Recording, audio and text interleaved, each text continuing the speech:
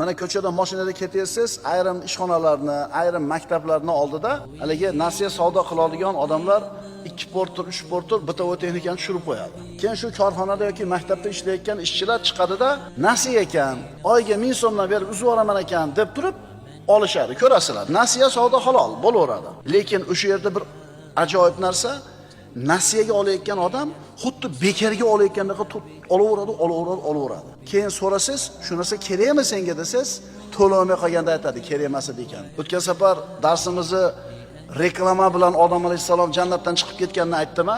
Reklamani ishi siz uchun umuman kerak bo'lmagan narsani sizga kerak ekanligiga ishontirish.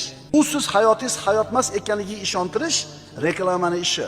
Otamiz Odam alayhisalomga jannatda hech narsa kerak emas edi. Shayton kelib aytdi: "Robbilar bilasizlarmi, bu daraxtdan nimaga man qildi? Sizlarni ikkalovingizni farishta bo'lib olishinglarni xohlamadi.